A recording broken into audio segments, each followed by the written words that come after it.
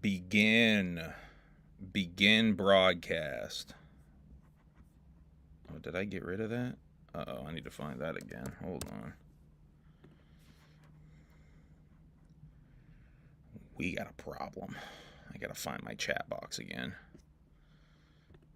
Chat, say some stuff to make sure I didn't screw up the chat box, please. Pop out chat.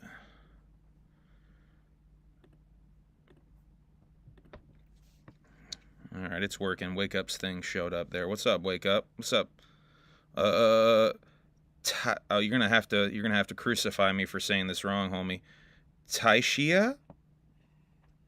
Oh, I might have butchered that, homie. Formerly Garut. The artist formerly known as Garut. Whoop whoop.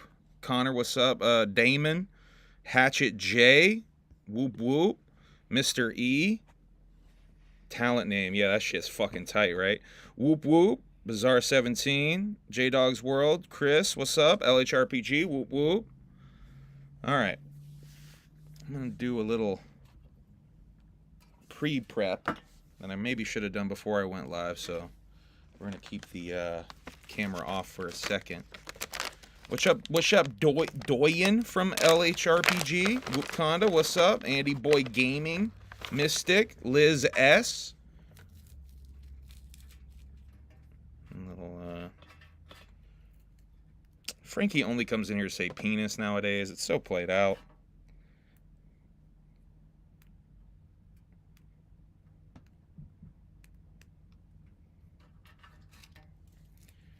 All right.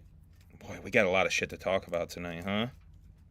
Holy fuck, what a week. Thank you, Frankie. I do appreciate you showing up, homie. Sorry I haven't been able to catch more Gloom units. Gloom unit TVs. I've been fucking... Every Friday, it's, like, very hard for me to, like, catch Juggalo shit. I want to catch Gloom TV fucking streams, but I've missed, like, 4 or 5 in a row or some shit. But yeah, check out Gloom Unit TV on Twitch. That shit's tight.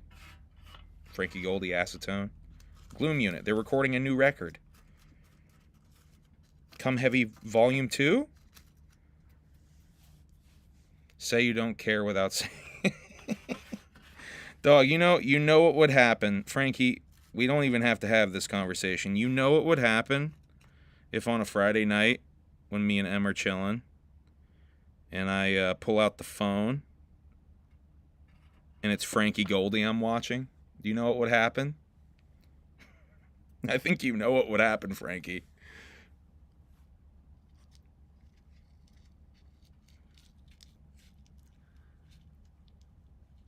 Alright, I'm almost done, guys, and we'll get the show on the road. We got a lot of stuff to talk about. Sounds low for me. Is it low? Is the audio low? Do I need to get louder? I guess I'll get louder. Thank you, Booty Pins. Spooky, what are you doing in here? Spooky, you must be lost, homie. I'm just playing, Spooky. I haven't seen Spooky in a minute.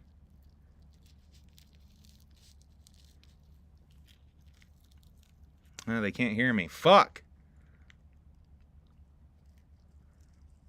Audio's fine. Oh, they're trolling me, Whoopconda? I've been a victim of a troll yet again? God, I'm the most gullible motherfucker on the internet. This paper, this gimmick is not sticking. Technical difficulties. Sorry, y'all. Whatever happened to the hotel concert? Did you film any of that, Humble? No, I didn't. It got shut down so fucking fast. They tried to fire up the speakers in the hallway and it immediately got shut down.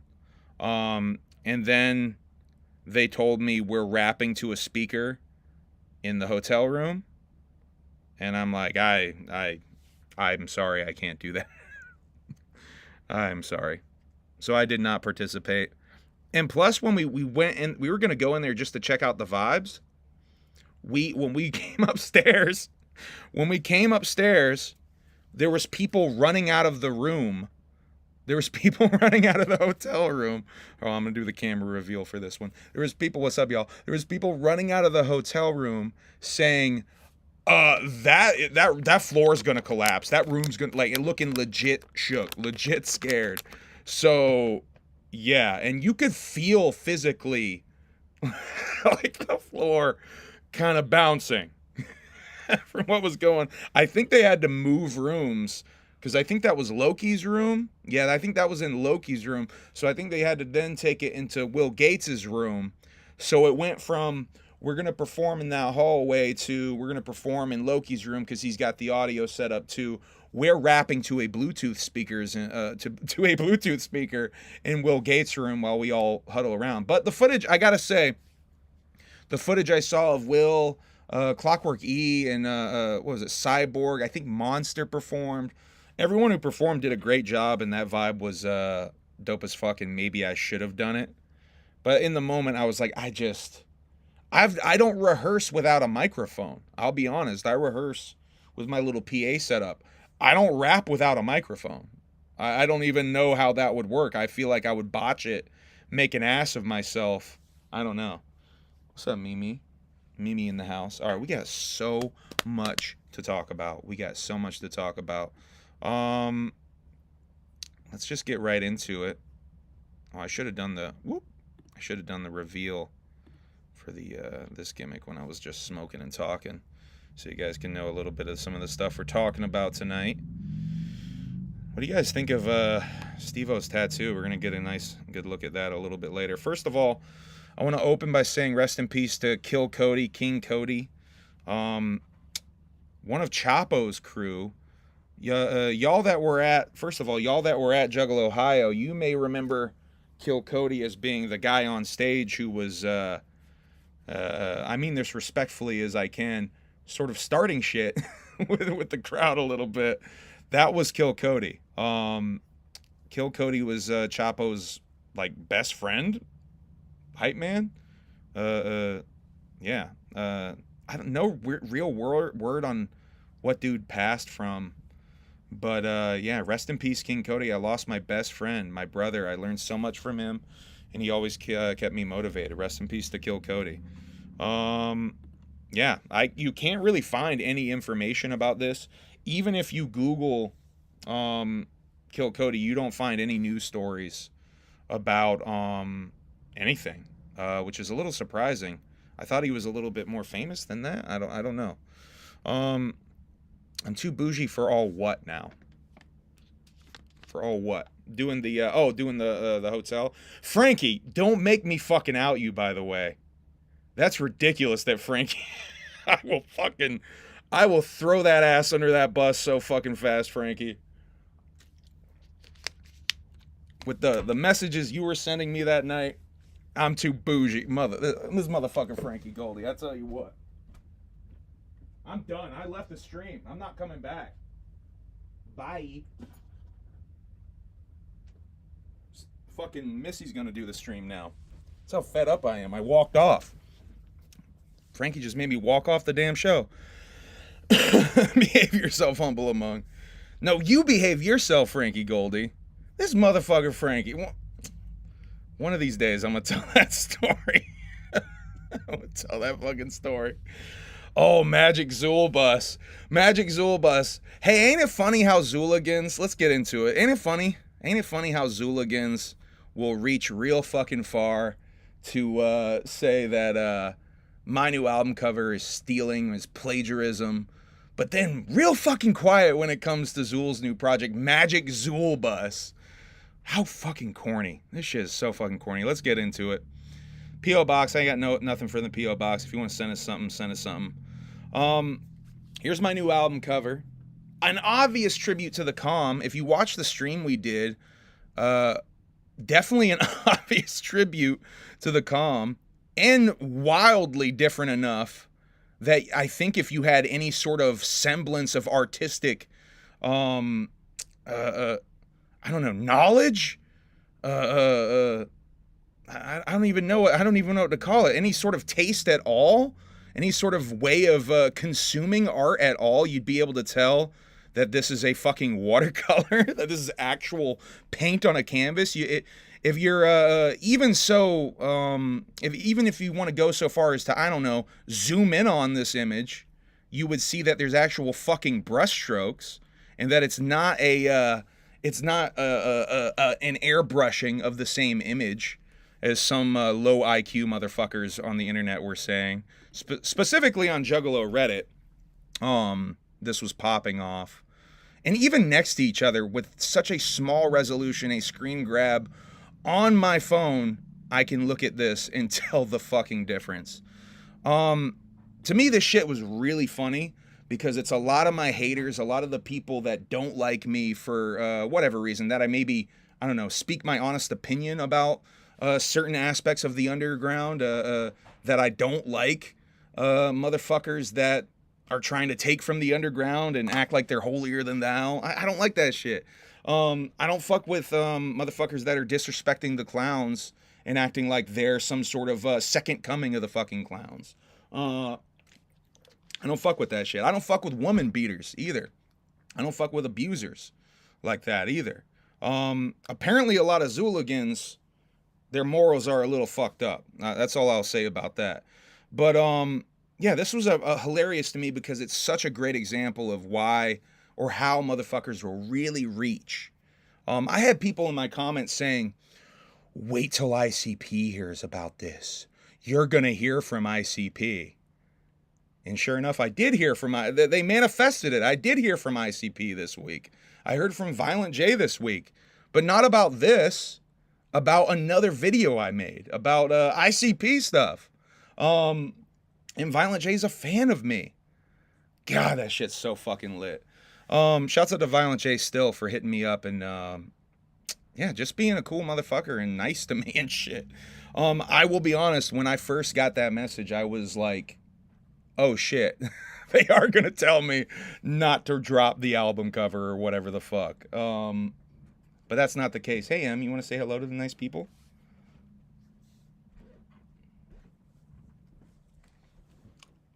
Hello, nice people. She came in for a little run-in. Came for a run-in real quick. But yeah, I'm talking about the whole dumb thing, as you can hear, the sign of the times thing. But yeah, motherfuckers gotta reach. They they gotta find a reason to hate me. There's plenty of other reasons you could dislike me. You don't have to reach that hard. Wake Up always gives me the warmest welcomes. Wake Up was the first one in here. Whoopconda, I fucking miss you, and I don't know if Taff told you or showed you that we have matching pants now. And I'm gonna be you for Halloween, I decided. Whoa. That was weird. Hello, Ryan. But yeah, man, that whole thing is just fucking funny to me. It's just, I don't know. I really don't have anything else other to say about it than if you get it, you get it. If you don't get it, you don't get it. And a lot of motherfuckers are just really exposed themselves for their fucking double standards. And I notice a lot of motherfuckers are quiet. Now that I got Jay in my damn phone, that a lot of that stuff quieted the fuck down. LHRPG with the super chat. We're about to reveal something here. Haters gonna hate. Violent J once said, I love the haters. It lets me know we made it. So embrace that shit and keep up the amazing work. Mad motherfucking wicked clown love. Thank you, LHRPG. I appreciate that shit. Wait till you get a letter from the alien you used in your logo. Nope. Because that's actually not clip art or anything either. I actually designed that. I actually worked with a designer to make that logo. So nope, that's actually my vision. I've very specifically tailored that logo. Okay, bye. It's a very basic logo. There's not much about it, but I worked with the designer to tweak that logo. So yeah, that's not clip art, my guy. You can compare that alien head to other clip art alien heads. It don't look the same. That's my alien head, bitch boy. All right, let's keep going. I got a reveal for y'all. Here's the track listing and the back cover for Sign of the Times. For those so curious. And I think I can announce the date. And another thing. This is dropping July 4th. Sign of the Times will be dropping July 4th. Here's the cover again. We'll be dropping this shit on July 4th. Here's the track listing. And if you go right now, if you go to little tiny me in the corner. If you go to humbleamong.com, you can do the pre-order gimmick right now for Sign of the Times on CD. I'm about to order them this week. I'm getting the artwork all finalized, as you can see with the back cover on your screen. We're going to do nice little digipacks for this, similar to Fear of a Whack Planet. If you cop Fear of a Whack Planet on physical, it's going to be the same type of gimmick as that. Yeah, humbleamong.com. Go. Yeah, All Wrongs Reserved. You like that? Shouts out to All Wrongs Reserved, the podcast as well. Those are the homies. That's a good Juggalo podcast. Go check them out. But yeah, there's the track list. We went through the track list last time. I think the only difference is I think I swapped Frozen Hell and Homies. This might even be the same track list as what I read last time, though. Yeah, let's talk about gathering shit right out the gate. I think that was all intro stuff I had to do. Gathering announcements are being rolled out. The first one. Let's get this up here. I'm going to get rid of. Actually, you want to smoke a little bit of this, babe, while I do this announcement stuff? Yeah, let me get my Mountain Dew.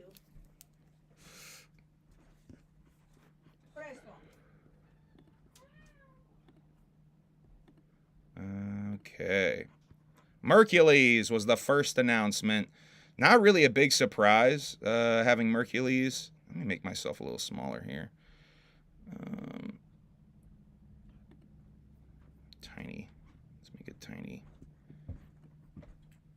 Whoop. There we go. Back for the blizzy.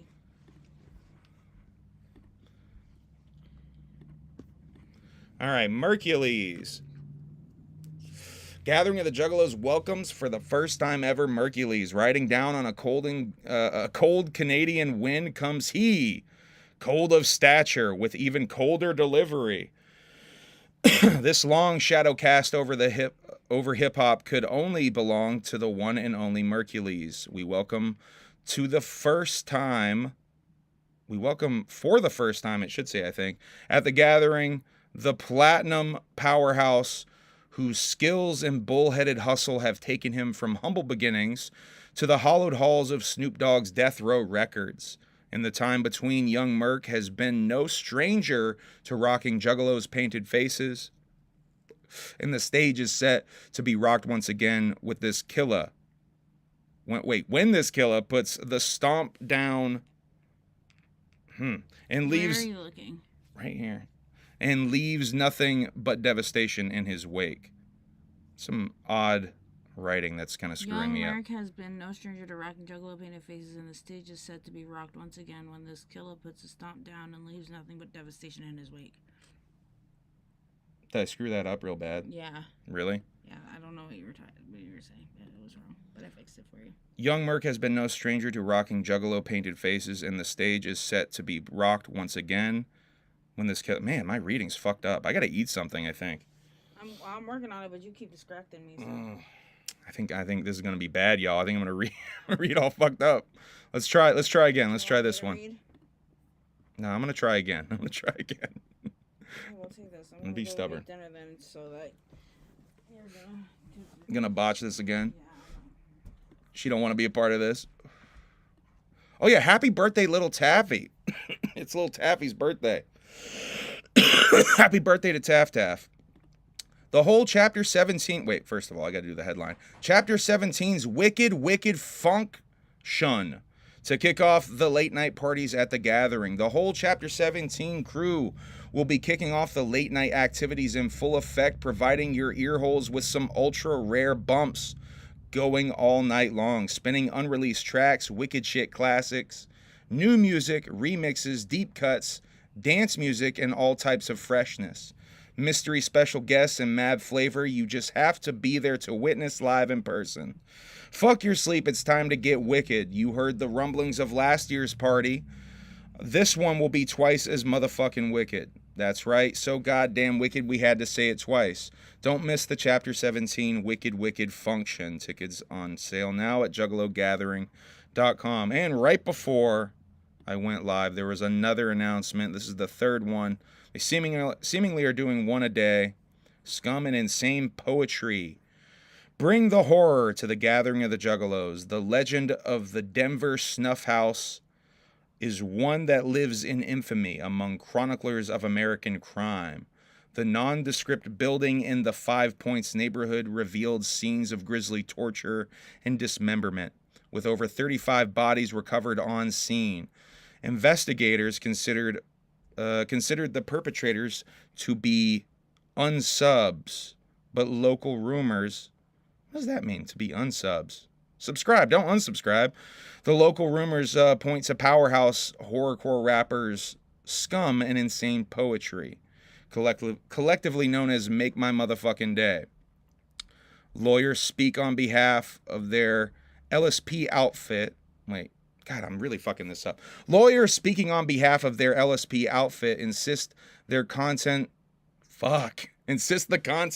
of their raw raps and resemblance to any crime scene are purely coincidental. Which is set... Oh my God, I really can't fucking read tonight. Which is set enough wiggle room... Oh my God. Which is just enough wiggle room for us to book them to tear the house down at the Gathering of the Juggalos. These stalwart friends of the family have been known to bring the bloody good time no matter what the authorities say. So we welcome them to our celebration of all things wicked at the greatest Juggalo throwdown in the world. Tickets on sale now at Juggalogathering.com. Holy shit, I'm having trouble tonight, y'all. Are y'all roasting me in the chat? You're doing a great job, man. I think I'm fucking not doing a great job. I got all these notes. I don't think a dab's gonna help, honestly. I maybe shouldn't even smoke this blunt. Just say Dietrich and be done with it. You're right.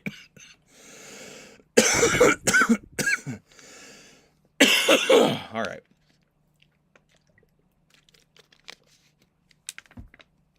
Well, that's 3 announcements. I would expect another function announcement tomorrow. EC always says smoke, though. I want to talk about a couple of Juggalo YouTube things I saw. There's this video I saw called How to Be a Juggalo, which is funny, kind of interesting. I can't tell if that dude is a shoot juggalo or not. Let me show you guys just a little bit of it. I'm looking at the Wikipedia page. I'm gonna show you guys just like the beginning of it. I think he is a shoot juggalo because he's got like a chain and a jersey. So if he's like not a shoot juggalo, first of all, do any of y'all even know this dude? If he's not a shoot juggalo, if this is some sort of a bit or whatever, he spent like money enough to get a jersey and like a couple of shirts and the fucking for a juggalo. It says a juggalo, feminine juggalette or juggala in Spanish, is a fan of the hip-hop group Insane Clown Posse or any other hip-hop group signed to Psychopathic Records. Juggalos have developed their own idioms. Wrong! Nobody actually even knows what a juggalo is. But I can tell you how to be one. What is a juggalo? A juggalo. That's what it is. Well, fuck if I know. Now, before I tell you how to be one, let me tell you what a juggalo is not. In no way, shape, or form are we a gang. Now, the Fat Booty Investigators, otherwise known as the FBI, labeled us as a gang back in 2011. We marched against it in So any of y'all know him? Any of y'all know him?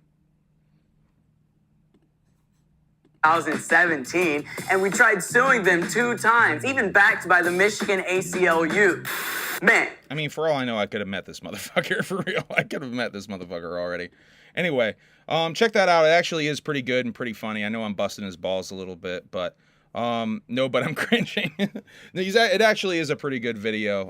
It is pretty funny and shit. Hey, Humble Among and more Juggalo news. Have you watched Justice for Gotham? No, I've been meaning to check that out.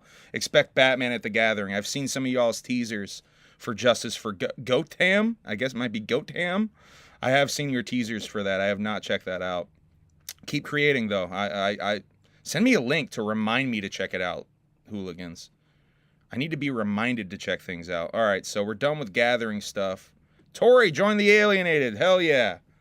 I dropped an Alienated video today, actually, an unboxing gimmick. Justice for Goat Ham was terrifying. Sending it right now. Thank you. I'll check that out at work tomorrow. Let's see. Oh, yeah. Don Chaos has a new channel. If y'all don't know, Don Chaos seemingly had his channel hacked and deleted. So I want to show y'all Don's new channel, and I'm actually going to just put it. It's at Don Chaos. Super easy to find. But he's trying to rebuild. Get the homie to... I'm going to show it on screen, too, real quick. Put it in the chat. Get the homie back to where he was. I know he's super bummed. He lost a bunch of content. Get Don back to where he was. If y'all want to hit him with some subs, let's show him some love tonight. Because he gonna have to fucking keep dropping content, you know what I mean? He needs that encouragement to keep dropping the content. I just put it in the chat if y'all want to go and give Don a sub or some shit. That would be really dope. All right, let's talk about a couple of things I watched this week. I've been watching lots of Curb Your Enthusiasm. I'm on season 9 or 10. I'm almost finished with the show. I also saw this movie Into the Forest, which is an A24 joint about the end of the world. Lucy, will you stop that? Bad, Lucy. No. Bad. Don't do that. New couch. Don't do that. But yeah, Into the Forest was really dope. Starring Evan Rachel Wood and the person formerly known as Ellen Page. It's when when they were still Ellen Page and not Elliot Page. But yeah, really fucking dope Into the World movie. Check it out, A24 joint. I had seen some people say it was a bad movie, but I dug it. I'm going to probably make a video about it because there was the Evan Rachel Wood character. There was some stuff about her that I feel like they don't really tackle in Apocalypse, Into the World, Everything's Falling Apart movies. There was a character aspect about her that I feel like has not really been tackled much in these movies. A little bit in that Netflix joint that just dropped recently. It actually tackles it a little bit. But anyway, I'll talk about that a little bit more in the video when I make it. Hopefully this week. Drop Dead Fred I also saw last night. I haven't seen Drop Dead Fred since I was a fucking kid in South Carolina. Probably a VHS record from HBO that my grandmother did. Drop Dead Fred is great though. I have some thoughts about Drop Dead Fred because it is very interesting seeing the movie Drop Dead Fred's like for the first time since I was a kid, and I picked up on certain things that I didn't like as a kid, because you watch it for the silly antics and stuff. I saw like a deeper meaning watching it this time that I definitely noticed when I was a kid. But I don't know, you notice different flavors of it as an adult. So I just would like to say, if you have not seen Drop Dead Fred, maybe give it a revisit before I do the review about that as well. All right, let's get back into the images of all these things. Adult Swim took a nice little jab at us this week with this Layers of Hell image that they shared on social media.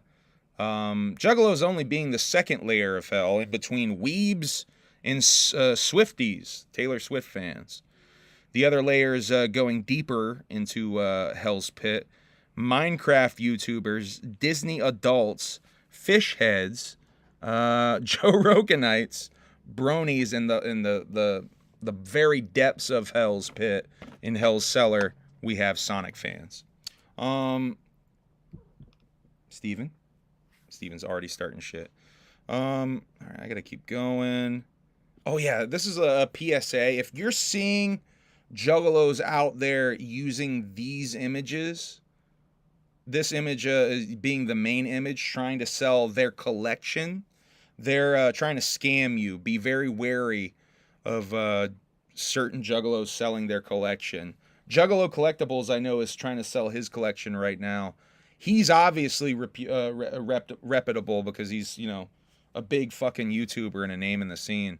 So you can trust Juggalo Collectibles, but if you see anyone trying to sell their collection, and they're using this image specifically, be wary. A lot of Juggalos on Reddit, I think, got ripped off this past week. Jordan Peele made some sort of cryptic announcement. I think this was today.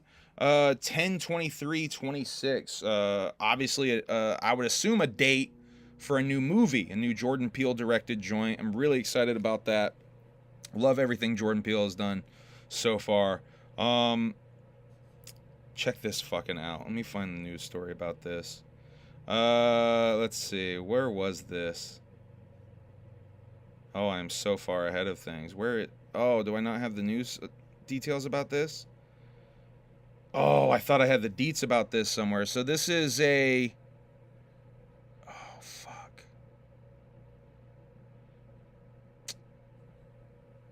Damn, dog. I don't have that. I could have sworn I put the details in this notes. That fucking sucks. I don't have it. So this is a, I don't know what state. I don't know where this is because it's not in my notes. But this is at a theme park. I believe it was in America, where this ride is one of those spinny gimmicks that kind of go back and forth. And then it goes upside down, holds you there for a second. And it's supposed to keep swinging and go to the other side. It held there, though. And it got stuck like that for an hour. People were stuck upside down for an hour.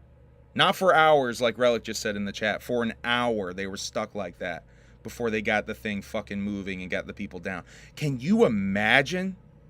That would fucking suck so bad. Oh my God. Camping at Lost Lands is sold out. All right, I'm skipping a bunch of things. There's Steve-O's dick fucking tattoo. Holy shit, huh? Look at that. So this was done by Post Malone. This is a gimmick that Steve-O was doing for his 50th birthday, apparently.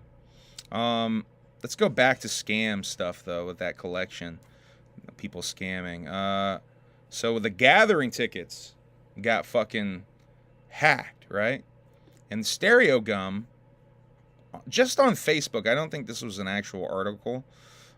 Stereo Gum did a little news piece on Instagram. Did I say Facebook? On Instagram, talking about the Gathering being hacked situation. So this is kind of, sort of getting picked up by kind of, sort of mainstream news sources. Stereo Gum's a pretty big fucking outlet, but they only put this on their Insta. And they name drop Flipsy, which is pretty cool. Shouts out to Flipsy, getting a name drop in there. Yeah. There's another news article I found. Let's see. Yeah, futurism.com picked up the story as well. So a couple of news outlets picking up this story. Yeah.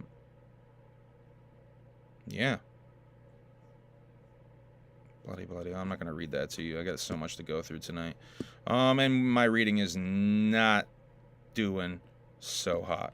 My phone just lit up. Hey, shouts out whoever just put the order in. Shouts out to Jay who just put that order in. HumbleAmong.com pre-order for Sign of the Times up now. Someone just put an order in. That's fucking dope. By the way, the burner shirts, all 5 of you that ordered the burner shirts, I put in the numbers for that today. So I'm going to pay and get those ordered. Hopefully today, tomorrow. The shirts got to come and then they got to get printed and then they come to me. So I'm hoping, fingers crossed, they should be here next week and I'll be sending them out next week with the giveaways. Whoop and Taffy are getting shirts. Izzy's getting a shirt from the giveaway. EC Juggalo's getting my copy of Morton's List that we gave away. And I think there was a couple other people that are getting... Oh, yeah, me and Emily are keeping shirts, too. And I'm doing a giveaway again at 6,000, because we're really fucking close to 6,000. So, stay tuned. I'll figure something fresh out. Y'all want vinyl? Ooh, let's do that. Y'all want some vinyl? Y'all want a copy of Dog Beats on vinyl? Should I do that for 6K? Maybe should throw in some other shit? Because I got all this vinyl that I don't use or listen to. Should I give away vinyl? Let me know. Y'all want vinyl? Oh, hell yeah. I'm getting a good reaction to vinyl, I think. Because I might just give away a couple of pieces of vinyl that I was going to try to sell to make some money. But, all right. I'll at least give away a Dog Beats. I got some other thing. I gotta go through that stack and see what I should give away. The Dog Beats Boy is sought after and collectible. I got a couple of copies of that, by the way, because I was able to cop one of my little hacks, my little physical media hacks. I'm still not comfortable saying on live stream because I don't want y'all to take it from me. I was able to get a couple of different copies of Dog Beats well after they were done printing. Ooh, y'all want a carnival? I can do this. Y'all want a Carnival of Carnage? Let's do that. I'll give away a Dog Beats and a Carnival of Carnage vinyl. And probably some other shit. 2 different people, by the way. We're going to do 2 different draws. So more people can wear probably a couple of different draws. I'm going to go through my vinyl stack and we'll pull a vinyl to give away for the 6K. That sound good? I think y'all are digging the vinyl idea. We'll do vinyl giveaways for 6K. Let's do 6. Let's do this. 6 different vinyl giveaways for 6K. Does that sound dope? I got a Little Peep vinyl. I got City Morgue vinyl. Sealed. How's that sound? So we'll do Dog Beats. I already know 4 of them. We'll do Dog Beats, Carnival of Carnage, City Morgue, Little Peep, and I'll figure out 2 more. I'll figure out 2 more for, did I say Cornage? Did I say Cornage? I'll figure out 2 more. I can't get Fago up here, dog. Send me Fago, please. I can't get Fago. There's only one place around here that has Fago, and it's the Dollar Tree in Brattleboro. It's like a half-hour away, and they ain't got great flavors. They got regular fucking cola. They got twist. They got diet and sometimes ginger ale. I think that's it. I think that's literally all they have. Yo, shouts out to Umo in here. I see you, dog. Big whoop whoop to Umo. They can't get it in Spain either. There's that Thurston's Goods. I need to try that. Thurstonsgoods.com has Fago for sale, but they cap you out, I think. But there's like free shipping over like a certain amount. And it's pretty fucking expensive to get Fago shipped. So Thurston's Goods is an order I need to do to test that gimmick out. Steve-O, we talked about. Oh, let's talk about Tom Green. Tom Green. They might as well call him Tom Green Lit, because he's got 3 new projects greenlit for Amazon Prime. Now this is fucking exciting to me because I'm a big Tom Green mark. I'm about to buy a bootleg Tom Green collection of on Blu-ray of all of his MTV shit. Green's collaboration with Prime Video will see him directing and producing the projects, which include an unscripted reality series, a comedy special, and a documentary. So far, only the reality show has been given a title, Tom Green Country. It will follow the comedian as he relocates from his Los Angeles home to a farm in the Ontario countryside with a 1,500-pound mule, a donkey, and 6 chickens. Now, he basically did this shit over COVID, so I think he's been filming this for a minute. So he must have, like, I mean, I thought he moved to the country in, like, around COVID time, so yeah, look for some new Tom Green content from Amazon Prime. That shit's exciting to me. This is fucking weird. Kevin Smith is helping Logic, the rapper, make a movie for some ungodly reason. Some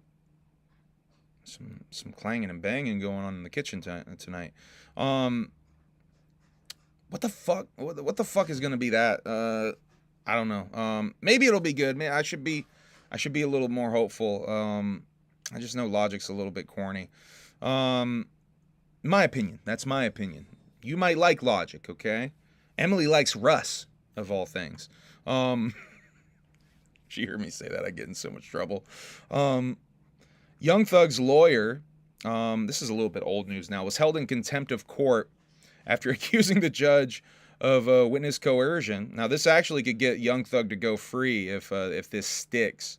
He was sentenced to 20 days in jail, and he actually asked to serve his jail time with Young Thug so they can work on his case. I think I got a clip of, if this works. Oh shit, this worked again, I think. I think I got a clip of them in the courtroom, him getting all mad with the judge here. Hold on. If y'all want to see this. I haven't watched this, so I don't know if this is even good or not, but let's check this out real quick. This might be fire. It might be dull as hell. I don't know. I'm not telling the court. What I'm saying is basically note that for purposes of record. While I'm going forward, what I was told was that Mr. Copeland said, and you haven't answered my question The yet. audio I'm is not trash. going to answer that question. You're not. No, I will not answer that question. Why will you not answer that question? Because I want to make sure that what I say is accurate, and I'm not trying to get anybody else. I'm asking you, how did you get this information? I'm not telling the court. What I'm saying is based upon information. Okay, well, listen, if you don't tell me how you got this information, then you and I are going to have some problems. We can have this. I have problems right now. Okay, I know. Look, I don't want to know about your problems, okay, at this point in time. All I'm asking you at this point in time is, how did you come upon this information?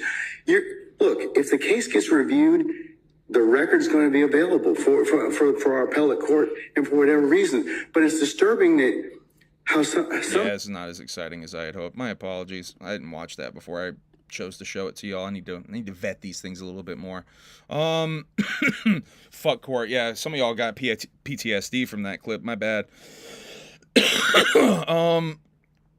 Oh, did I put Drake's dumb apocalypse truck in here? I didn't. Hold on. I can probably Google Drake's apocalypse truck. Drake got an apocalypse truck. And it's like, what was it, 200K? Yeah, it was 200K, this apocalypse truck. Here we go. Him looking all cool. Cool guy. Look at this cool guy. Hold on. You guys can't see it. Look at this cool guy. No, not Auto Evolution. Look at this cool guy in his cool truck. So this is an apocalypse. I don't know if it's like it's actually like the brand name, I think, is actually Apocalypse. But yeah, definitely leaning into being like a apocalypse proof or appearing that way. Has for you fucking car nerds here, what is it? A Hemi Hellcat V8 6.2 liter engine with 870 horsepower upgrades. Full-time four-wheel drive and armored and riveted doors. The coolest feature is the truck's ability to ramp launch 10 feet off the ground. Now, I don't know what that means. Does that mean it can just, like, bunny hop? Can that thing bunny hop 10 feet off the ground while just being stationary? Because that's what I think that means. All right, let's get out of here because these fucking pop-ups are just annoying as hell. What do you think of Drizzle's pop-up truck? His pop truck. What do you guys think of his pop truck? Cool or not? Apocalypse says they tested the feature 50 times to make sure it does what it's supposed to do. I guess the pop? Hello. What's up? What's going on? Just looking for a vape.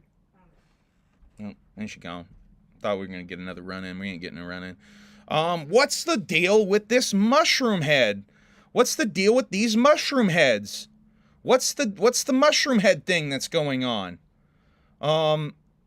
Jeffrey Nothing's mushroom head is a thing?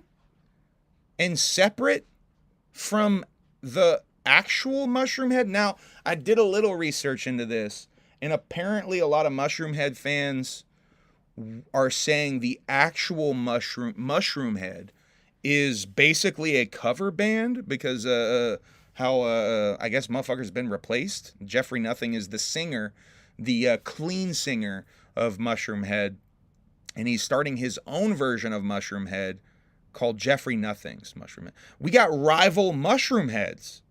I know there's probably some people out there that know better than me about this situation. Here we go. We got someone.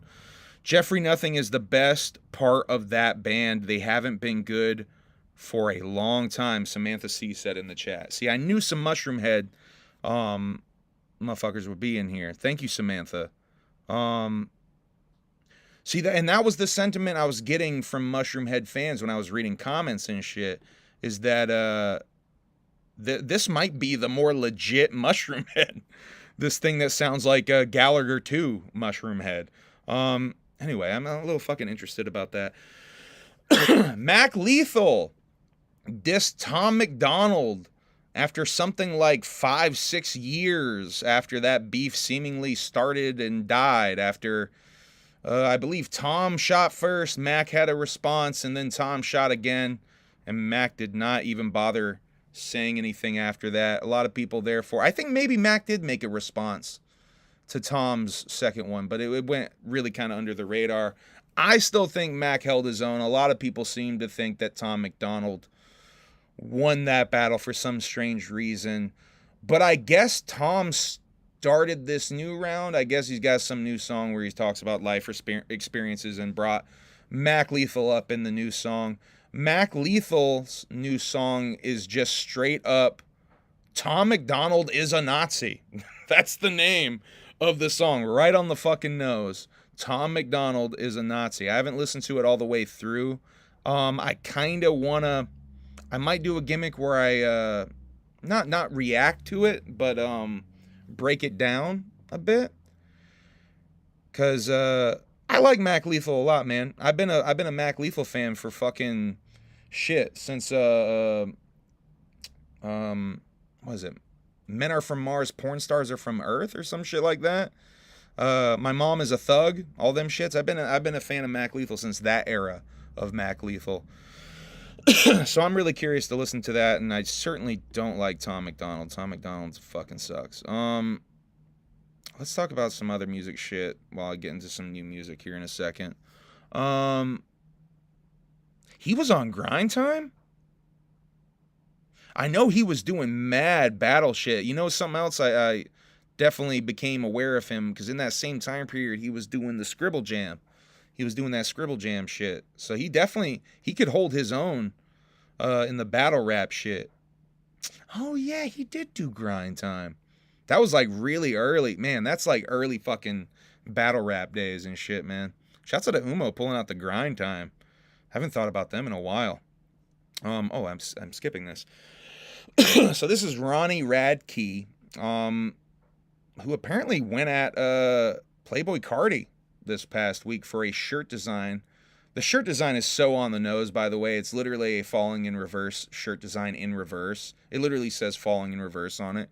So I can't really hate this guy for what he did, but he does come off douchey for some reason. I don't know. I don't know much about Ronnie Radke other than what Emily and Koske have told me about this motherfucker, and this kind of seems like his MO. But he's in the right here, but somehow like a good heel coming about it with the wrong ways. Put my band name on a shirt. I asked him nicely to take it down. He can keep the money, just take it down. He replied, "My bad, I got you." Left it up. Warned him 3 more times. He left me on red after sued him. Now this is not me fucking up. That's actually how he said it. You would what? I'd fuck over Ronnie Radke if I had the opportunity to. But he is technically in the right for this too. I think we both agreed. But he's a dickhead, right? He's a piece of fucking garbage. Yeah. See, I don't know much about him other than what M here tells me. Fucking guy. So stupid. Anyway, he tried negotiating a small percent.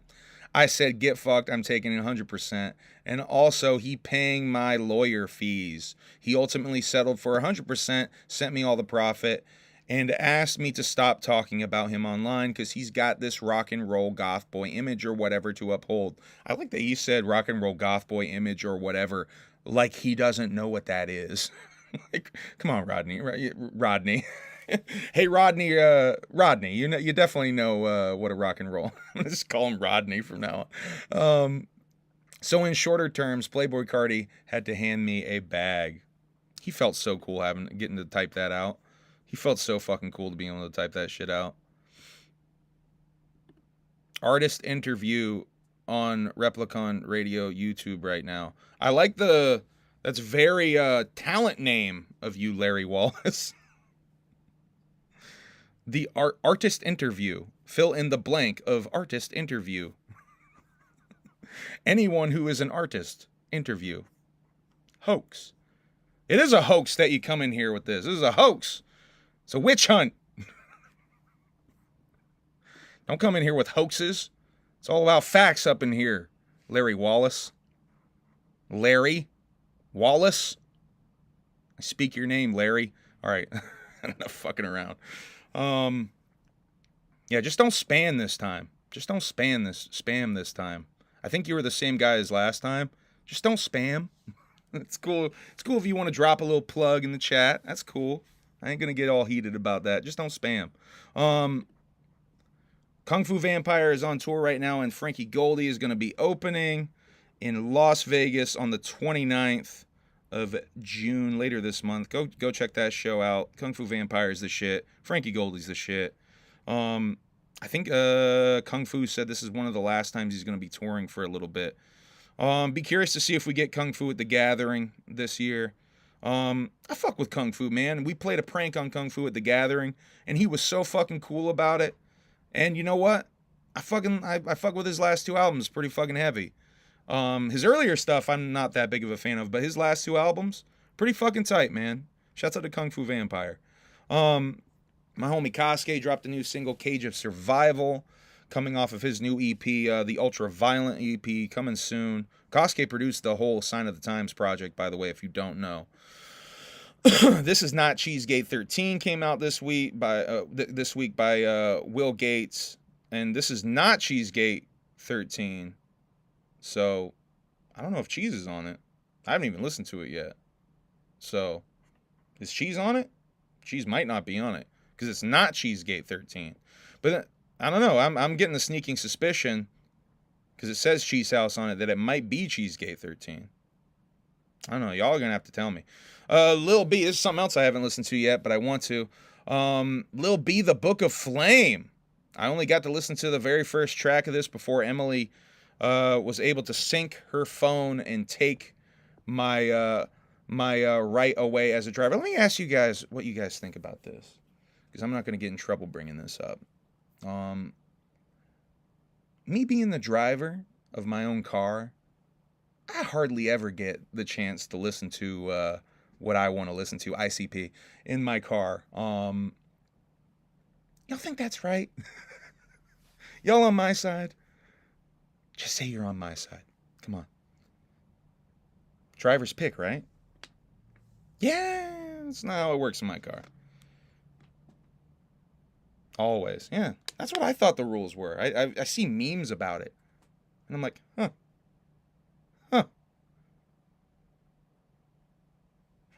I know, right? No, it's not right. Driver always picks. That's not how it works in my car.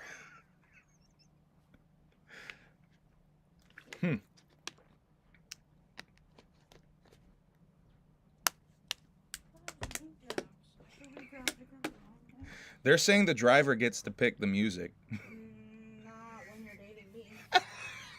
Y'all hear that? If you didn't hear that, she said, "Not when you're dating me." That was perfect timing, by the way. That was perfect timing. I mean,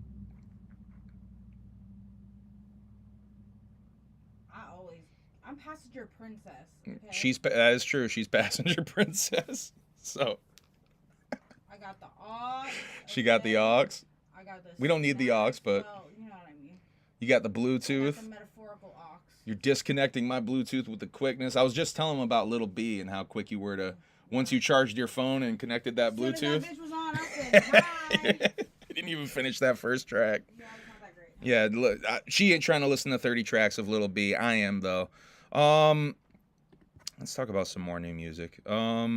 This was pretty fucking dope. New World Depression, new Suicide Boys album drop. For some reason, I kept thinking this was dropping in July. I think I even said it was dropping in July in here like 5 times. But yeah, this is out now. Really dope. There's oh shit. It's is it bad that I've listened to Zitro's Where's My Email so much that it's on my YouTube suggested playlist? No, it isn't, because I love that song. Where's My Email is going to end up being one of the funniest Juggalo songs of all time. Yo, shouts out to David Weaselhead. Shouts out to David Weaselhead. I don't know if you want your whole name on here. Sorry, David, for putting in an order right now while we were on the fucking stream. What was I just about to look up? Oh, I'm looking up the name of a Suicide Boys songs. I think it's Drag 'em. Oh, what the fuck is it? I like Us Versus Them a lot, but there's this other song, Drag 'em to the River, the Totalitarian remix. Drag 'em to the River, Totalitarian remix. Check that out on this record. That song fucking rules. That beat fucking rules. I was talking to Kosuke about that, and he said a lot of people online specifically were singling out that song as being one of the worst on the record. And that fucking surprised me, because that one really stood out to me as being one of the best on the record. And to me, that just highlighted how fucking strange my tastes are sometimes, and askew from what everybody else might think is cool. Anyway, Sos Mula from City Morgue has a new song called Slasher Part 2. Really fucking fresh. If you like the wicked shit, you need to go check out this fucking music video he put together. It's a straight up like Friday the 13th slasher film type vibes, but really dope, man. Just horrorcore done right type vibes, in my opinion. Sos Mula Slasher Part 2. New Wraithy, Riding the Wagon, dropped this last Friday. This Friday, Mikey's Jug Talk 2 project is coming out. We'll definitely be talking about that after that drops. I talked about This Is Not Cheesegate 13. Slumped Up Hose, a.k.a. Tripster, has a new EP that they were teasing. His group, actually, I believe, have a new EP that they're teasing. All right, I think we're got up. Days. He says if he hits 100K on this one, he's dropping another song. And if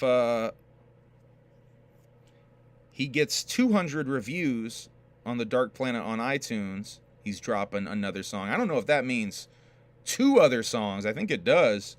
But he's number 7 on the hip-hop and rap pre-order charts on iTunes right now.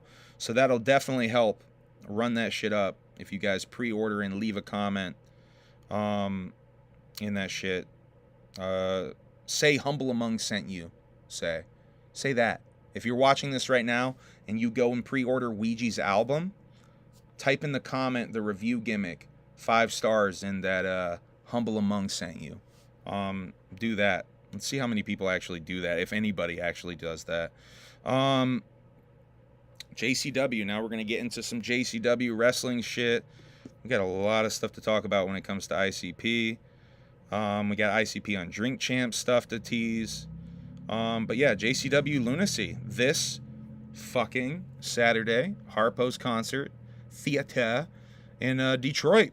We got Darby and Wacko the Kid opening, or not opening, I think probably doing a intermission type gimmick. I think that's what they did with Ouija. You got Nick Gage fucking making an appearance, Madman Pondo, the artist formerly known as James Ellsworth, Brothers of Funstruction in the house, the Giant Redwoods, which I know Jay is really trying to put over the Giant Redwoods as a tag team. Officer Colt Cabana gonna be in the place to be, and that's gonna come into play here in a little bit, because I don't know if y'all saw Jay's tweet, Instagram post, Facebook post. I think it was on all the ICP things, talking shit about CM Punk, but we're gonna kind of connect that to Colt Cabana here in a little bit. PSA: if you have ever put his wiener in your mouth, you can take the Bluetooth aux Whatever you want.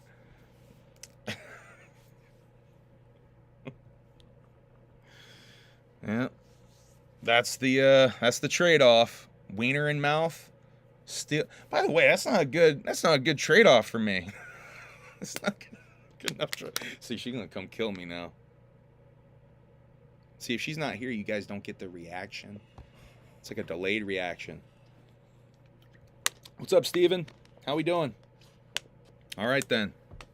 That's cool. All right, then. Very cool. All right, Steve. Let's not go under the computer 1,000 times, though, because that annoys the piss out of me. Thank you. Good, Steven. Wow. Well, then. I'm really off the tracks here, so to speak. Get it, the calm. Violent J.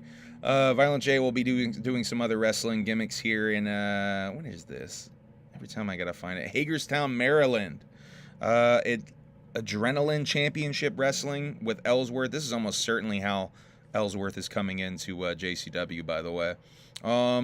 Doing this this tag team gimmick here. Yeah.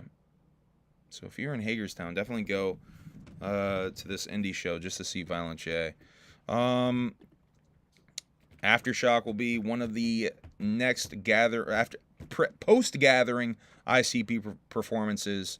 But there's a whole bunch of shit that's about to get added officially. If you've seen any of the ICP or Violent J interviews recently, or any of my coverage of them, you might know about this, you might not. We're going to go through all of it again. Ooh, we got Dabby? We got a Dabby. Give me 1 second, we'll talk about all these Violent J interviews. Y'all don't get to see me take dabs very often. Oh my god. You and them fucking turt balls, bro. Hell yeah. Holy shit. Okay, come on, hurry up. You're welcome. Thank you. Whoa. All right. Okay. Really high now. Jesus fucking Christ. Very high. All right. All right. Where the fuck were we? Jesus fuck. Oh, yeah. Skankfest next year. That's one of the things I made a video about. I believe this was dropped by Mr. Shaggeth Two Dopeth casually in a in an episode of the Shaggy Show recently. Also dropped in the Shaggy Show was that ICP will be touring in May of next year, and I compared that with Violent J's appearance on the what was it? The oh man, the SPO cast, which is the Backseat Boys podcast. So I made this video about it, and yeah, I can break down the podcast here. Let's do that first. And then we'll talk about Violent J reaching out to me, because after I made a video about this here shit, I made this video, Jay hit me up. And I'll tell you guys about that a little bit. So, he's really only at the end of this appearance. He comes in at 59 minutes, 25 seconds. Says he had trouble getting on his laptop and had to use his phone technology to get on there. Says he's going Sasquatch hunting in Texas after Triple Mania. We'll get into that here in a second when we get into the Triple Mania stuff. They play a JCW Lunacy promo. Jay says he hasn't even seen that yet. And Jay says he has all kinds of news. He says that they have 68 shows, 68 JCW shows for 2024. JCW has been going under the radar for years. He kind of cuts a promo putting the company over, talking about how Dave Meltzer, none of these, like, you know, official, the New York Times of wrestling never covered JCW, even though they had legendary shows like the Legends and Icons show. They had the last time several prominent wrestlers ever wrestled, including Rowdy Piper. Just really putting over the promotion on the show here. Oh yeah, Piper and Kamala wrestled their last matches at the Gathering for JCW. And yeah, just how the industry doesn't respect legends in general. Let's see. Anyway, he says, now some of this information, because Jay hit me up, isn't accurate anymore. I'm going to break it down anyway. But, so he says they're doing, at the end of August and into September, a 25-city tour. That is still going down from what I understand. And then, the last 8 days of October, ICP is doing a Hallowicked Terror Train tour. That's 6 days, from what I understand. It's not 8 days, it's going to be 6 days. They're going to try to do a gimmick for this Terror Train. They're going to try to do a gimmick where they bring Juggalos sort of like on a convoy. They want like a traveling convoy. They're going to be selling a super ticket of some kind, telling the Juggalos where they're staying at the hotel so everyone can go back to the same hotel. They're going to have a coupon code to have everybody be at the same hotel and save a little bit of money and shit. Yeah, I think I said a super ticket for all the shows. Then he says November, they're back on the road for another 25 JCW shows. That's not happening, by the way. That, from what I understand right now, that's not happening, that second round. Unless they super kill it with those first 25 shows. But I think they're just testing the waters right now with those first 25s from what Jay was saying. 2 shots in Japan. This is exciting. This is still going down. JCW is doing 2 shows in Japan. One is JCW only. One is JCW versus Big Japan. And this is not on that podcast, but Jay told me they're also doing a 3-headed monster show in Japan. These shows, Jay told me these shows were September 11th, 12th. Those are the wrestling shows. And the 13th will be the 3-headed monster shows in Japan. So, get your money up if you're trying to go to Japan to see the Insane Clown Posse or Japanese Juggalos. If there's any of you out there watching, get ready for a September ICP affair, or at least a Violent J 3-headed monster affair. You definitely don't want to miss this if you get a chance. That 3-headed monster show in Japan is just a fucking brilliant idea. That's so dope. But yeah, I did, let's see, he talked about Big Ballas being on the boat again in New York, JCW show, on there as well. At all of these events, there's JCW shows, by the way. Doing the math, I counted up to about 64, wrestling shows, not 68. And that's why, and I say that in this video, right? I say it's 64 wrestling shows. And that's how I know Jay saw my video before he did the Conan and Disco Inferno Keeping It 100 appearance, because he says 64 in that. And he must have seen my video and then had the ICP account reach out to me and shit. That went down on Friday. What's up, Juggalos? Hey, Impede says. Thank you for the $6 super chat. Impede23, much appreciated.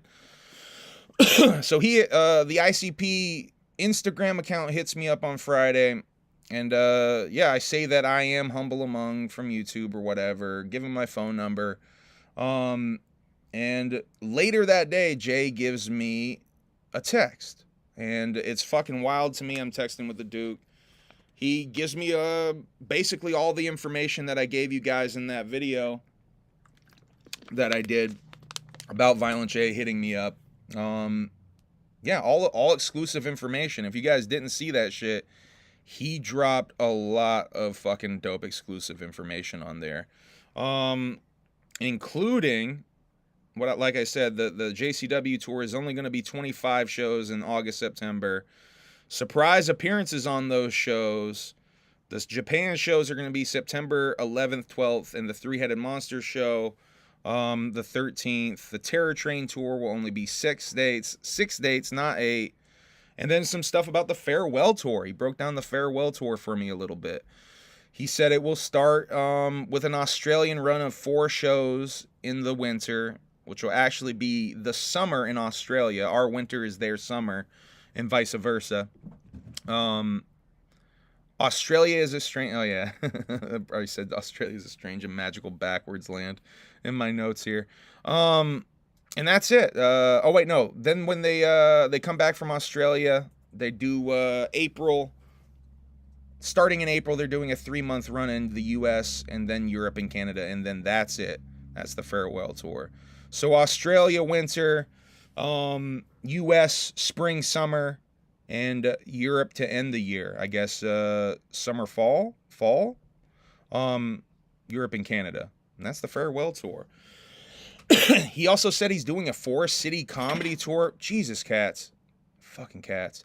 A 4-city comedy tour with Ouija Macc, those cities being Detroit, Columbus, Indianapolis, and Milwaukee. This is a comedy storytelling tour. That's so fucking dope.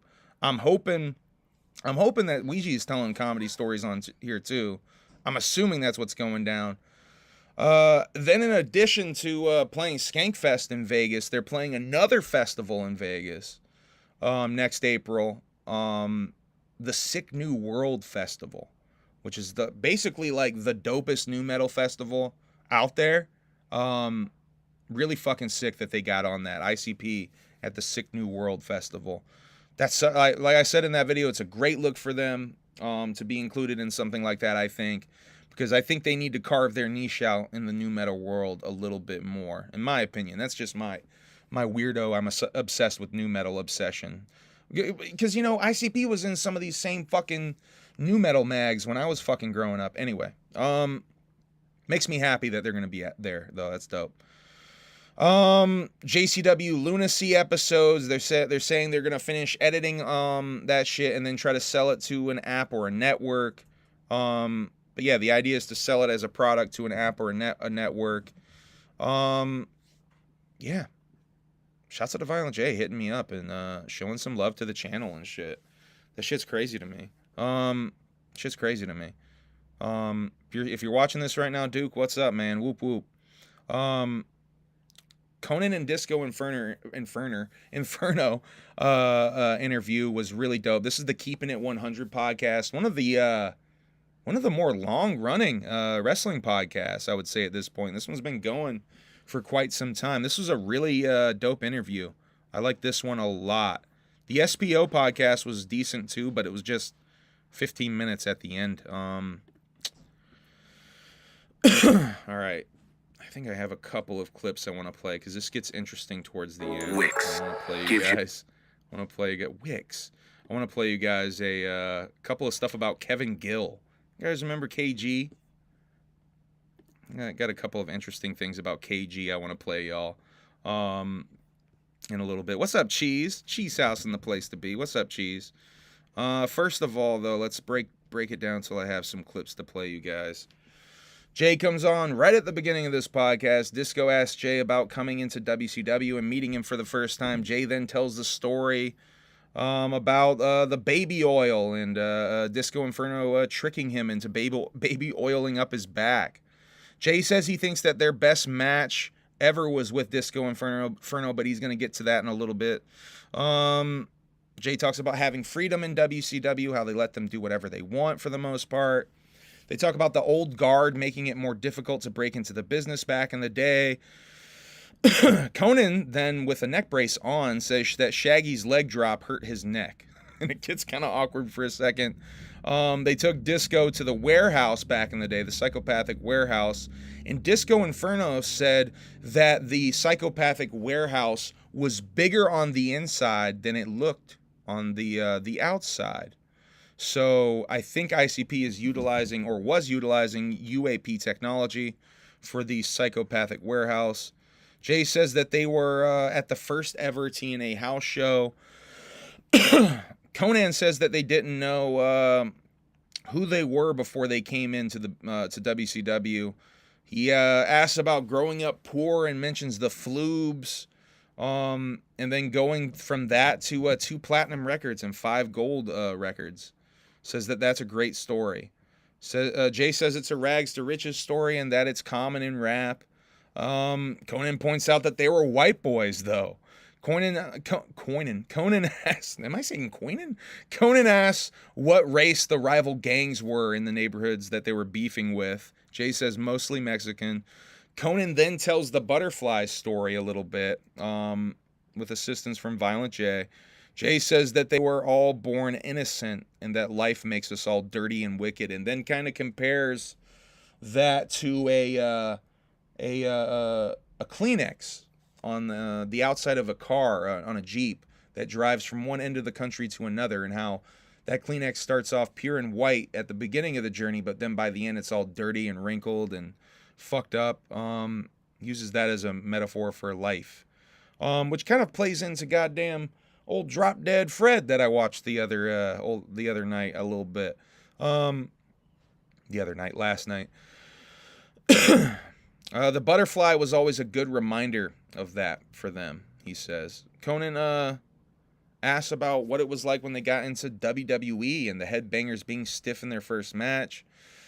Jay talks about coming in with the oddities, and Conan says he loved the oddities gimmick. Talk about debuting at SummerSlam, painting in the same room with Undertaker and Stone Cold, and Disco Inferno points out how Stone Cold says that's one of his worst matches ever. Apparently he got concussed early in the match and gave a shit performance. I don't really remember that match being that shitty. I thought that was a good match in my memory. I don't know. I don't remember that match being so shitty. But a lot of Stone Cold matches at that point were a lot of brawling and not a lot of like technical wrestling or anything in the first place. I don't know. ICP, Jay says that ICP didn't know that they had heat in the backstage area in WWE. They would go there and give away free merch. He talks about The Rock wearing a Riddlebox sweater in that famous picture. Talks about asking WWE to air the commercial for their new record for Jekyll Brothers, I must assume. One of the headbangers saying that in a podcast recently that they were asking for more money. I think there is a connection there between him saying they asked for more money and Jay saying they asked for a commercial. It's kind of like two sides of the same coin. It is asking for something. So they might have told the headbangers to be stiff with the clowns just because they asked for the commercial. I want to know the timing on that. Did Alex Abyss ask for the commercial and then the stiffness happened? I don't think it did, because the way Jay tells the story, they had already been showing up for a little bit. So I think it's well after the fact that they asked for the commercial. Could be wrong with that. I want to know the timing on that, though. Talk about walking out the side door of WWE. We got cats just running around this fucking house fighting. It's a cat madhouse in here. Conan says that half the locker room was looking for them to have an ego when they came into WCW, and that they would have had heat if they did have an ego coming into WCW, but they didn't. And I think they were really well liked in WCW. Conan certainly seems to really fucking like ICP and Violent J. I'll get into that in here in a little bit when I talk about that a little bit more, but I listened to some older Keeping It 100 clips after they got into the Kevin Gill thing. And I could tell just by the way ICP came up a couple of times in that, he has respect for the clowns, and I thought that was dope. Because Conan's a fucking big deal in Mexico, man. I don't know if back in the WCW days, they would describe Conan as being like the Hulk Hogan of Mexico and shit. You know what I mean? And from what I understand, that's not entirely true, but still pretty fucking accurate. He's huge, and I think he does the booking for AAA, which that's we're gonna get to that Triple Mania stuff here in a little bit. Let's see. Jay says he thinks he had his best match ever with Disco Inferno and Kid Cash at TNA. Missy, if you knock that over, Missy, hey, down, off the mixer, hey, off the mixer, get down, hey, on the damn mixing board. Let's see. Fuck. I screwed this up. Where was it? Oh, yeah. Disco Inferno and Kid Cash versus the Insane Clown Posse. Jay says he thinks that's the best match that they ever had in TNA. It's a carnival funhouse match with no tags. And apparently Disco had some sort of gimmick where he was afraid of clowns in that angle.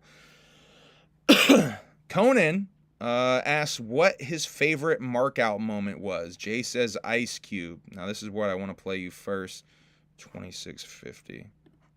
This Ice Cube story is pretty dope.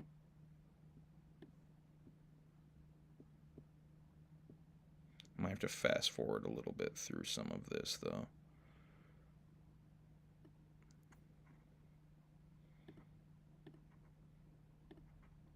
Everybody. Oh, for fuck's sake. What is it now? Norwegian cruise line? I don't think so.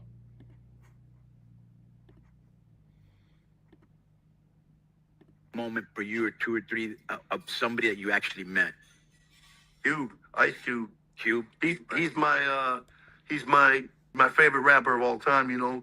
And when he came to play the Gathering, he was in his bus, and they just pulled the bus right to the back of the stage, you know. They were about to come out there and go right up the steps. And I said, "Can I talk to him?" And they went in, and some guy came back out, and he was like, "No." Wow, so you're paying him to perform, and he wouldn't even talk to you? Hey, I didn't care. I was happy That's he was rocking weird. the Gathering, you know. But that's weird, yeah. So then I said, well, I just wanted to give him a heads up on a couple of things, you know, because people go up there, and when you hear 10,000 people going whoop whoop, it can sound like they're booing. Right. If you've never You know heard what it I'm saying? before, yeah. Yeah, and wrestling commentators comment on that all the time. I wonder why they're booing, you know? Right.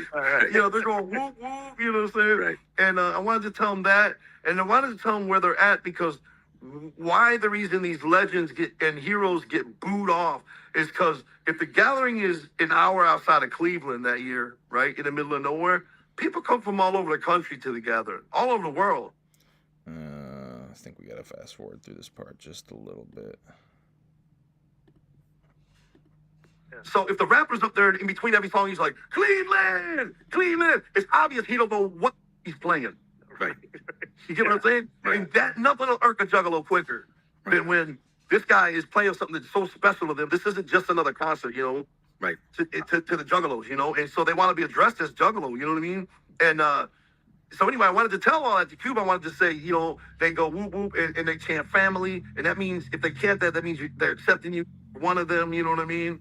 And what else did I tell them? Oh, I said, listen, they throw, but Right. they're not throwing it at you. If they want to hit you, they'll hit you. You know what I mean? See, this is that speech I always talk about on here, how most artists, and from what I understand, Riff Raff got it too. He got the speech of this is what to look out for. They might throw stuff, don't be afraid of it. It's going to be fine. If you hear whoop whoops, it might sound like booing. They give this little speech to most of the performers these days.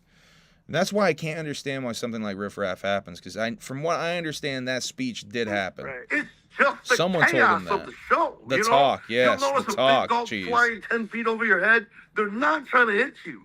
Right. You'll notice if you look around, there's big gulps flying everywhere on this. You know what I'm saying? Right. It's not just at you, you know? And so when I told Cube that, the coolest thing was, and he let me on, and I told him all that, you know? It was Cube and Dub C standing there dressed all in black, you know? I was like, oh my God, you know? I just said, what's up, Dub C? It's an honor. And I was like, Cube, it's an honor. Then I got right to business and started telling them, you know what I mean? Right.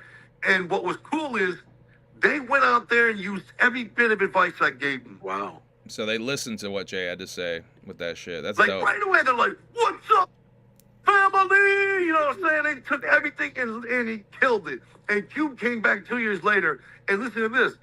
This is one of my favorite stories. He's told this on another podcast recently. I fucking dig this, though. Before Cube came that first time, we were trying to get him on an album, right? We offered him $100,000 to do a verse, 16 Right. bars, 100 grand. He said no. After he came back to the Gathering the second time, he did it for free. Yo, that's right there. That's Yeah, that shit's dope. I fucking love that. I love that. That shit's so dope. I think that's basically all of it. Oh, The coolest thing I could ever brag about in my life. I want to get your take on this. Getting the free 'cause you- Cube 'cause you verse is rap. fucking definitely something to brag about. I think that's basically all of it. I got a little bit more when we get into KG here in a second. I definitely want to play some of this KG shit. Let's see. Yeah, Conan then goes on to talk about Cube and West Coast rap a little bit. Disco asks about rap beef and what they think about that these days. Jay talks about chain snatching and says it's just music and shouldn't get that serious. Conan talks about street cred and drill rap. Jay says he doesn't want none of that. Jay says that he used to think that disses were dope because it was part of the craft, part of the actual, part of the rap, part of hip hop. But now it just goes too far.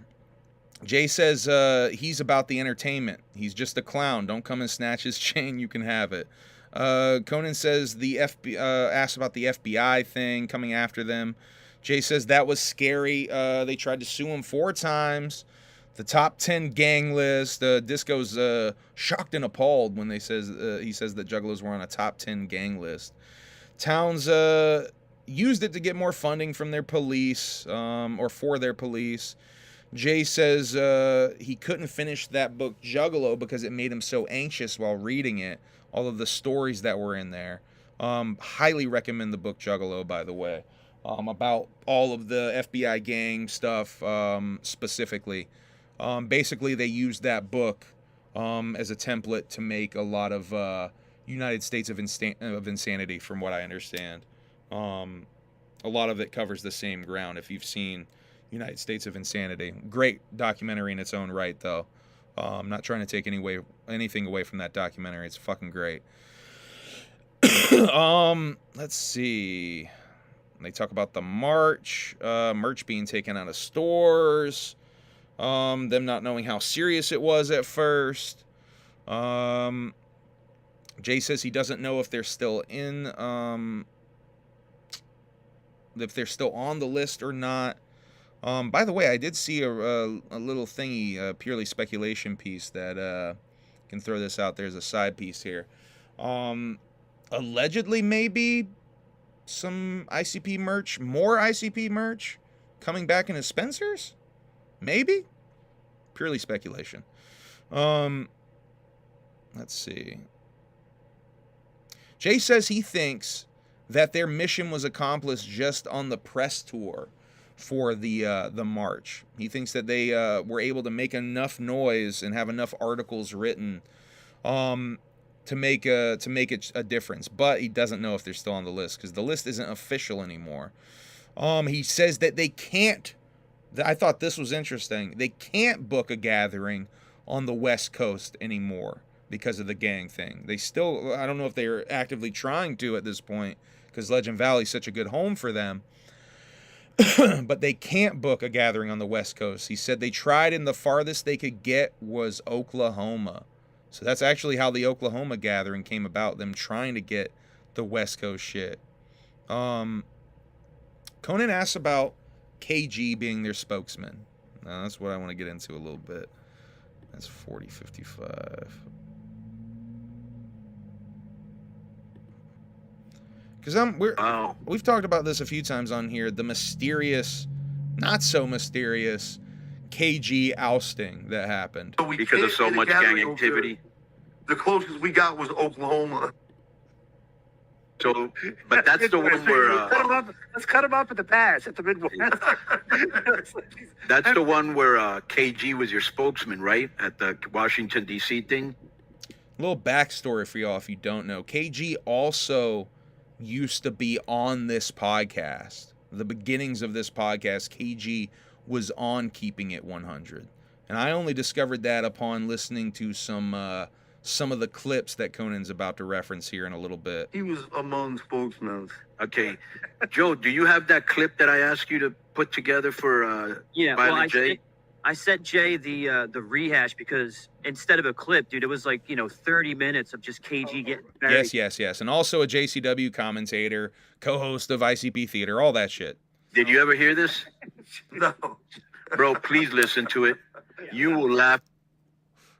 You will laugh. I guarantee you will laugh. By the way, I went and I found that compilation. It was a playlist on YouTube of just search Kevin Gill has heat or something like that. It was what I searched, and I found a bunch of videos about KG having heat with Keeping It 100 and several other wrestling personalities. And I want you to tell me what you think of it when I see you in TJ. It's very funny. Yeah, he gets emasculated publicly. That one in particular, he's talking about Don Callis and fuck, what's his name? God damn it. The other Canadian fellow who's on that podcast with Don Callis. God damn it. Lance Storm. Don Callis and Lance Storm are basically dismantling Kevin Gill in one clip. Highly recommend you check that out. Man, it's so strange, man. That guy, you know what happened? What happened? I used to love him. People know. What I mean? Yeah. It's like he just began to change, you know. And really, all we wanted was him to acknowledge it, because we're like, yo, all these wrestlers are mad at you. You know, they're all saying the same thing. You're screaming at them and stuff. You know, are you going through something, bro? Are you going through something? And he was just like, I don't know what you're talking about. And we're like, man, the whole locker room hates you, man. You know what I'm saying? Like it wasn't always like this, Kev. You know what I'm saying? Bro, let me tell you how much heat he had. And that was like the word around, like, even the Gathering. Like, I remember Juggalo saying around the Gathering that KG was being a bit of a dick. You gotta go get butter. Why do we always forget those little things? All right. Love you. Steven, get down. Don't do this again, Steven. But, yeah. This show's been around for 7.5 years, right? Yeah. People to this day, because we have a thing called mailbag where they ask a question. People to this day at the end will put PS KG sucks or something like that. Yeah. It's been 8 years going on, and actually KG's been off the show for 7. Yeah, but they still bury him because he was such a. Right? Yeah. You wouldn't understand like why people are not like that because it's what you're saying. Like, Yeah, like you feel like Thank you for the 222 super chat. The whoops. I have my own theory on it, actually. Kick it. Here we go. Well, you know, like he told me one time, he's a great commentator. Right. You know, This is Jay's theory about KG, why KG turned bitter. he's my commentator. He was good at it, you know, very good at it. And he told me his dream was to be in the WWE doing commentary, you know. Right. And I said, well, have you put the tapes together and everything? I remember I was painting. Oh, we're dropping frames. Are we dropping? Is it still staying strong? Okay, it's better. My internet's a little fucky tonight, y'all. We've only dropped 473 frames so far this stream, but I just saw it dip. Hold on. I think on we're the bus good. in California, just me and him in the bus. And he's like, no. And I'm like, you never sent him nothing? And he said, no. And I just turned around and looked at him like, what? What? What do you think they're going to do? Like, what? You're not making an attempt. Right. You know what I'm saying? They're not just going to come get you. Like, That's such a good point, man. Such a good point. KG wanted to be an announcer for WWE, but he never sent the audition tape. Why wouldn't you send the audition tape? And that was all Jay was really trying to say to dude, right? send them your stuff. Show them you're hungry. Like, anyway, but this is my theory. Why he started to change, I think. I felt like he's angry that he never got that shot. I would agree Because with that. year after You year, hear that? man, I You hear that? How quick Conan was with that? felt like he was sliding into this different I think that was person Conan that with said that. anger in him. You know what I mean? Right. And I remember that conversation and how he actually thought he What the hell's Conan doing right now? The hell was that he just stuck in his whole nose? had to put any effort. They would just come to him. You know what I Right. mean? Right. And I'm like, you really What the hell was that? He just stick. Was that chapstick? never in your life put a compilation together? And he's like, That was well, what odd. should I send him? And I'm like, what are you talking about, bro? There's 35 hours of you doing commentary. You've been doing Right. all our tours, you know? Like, I don't know. You figure that out. So on the show, Joe, I would go off on him, right? And I would call him like buckethead. Is that what that is? That's a thing? Vicks inhaler gimmicks?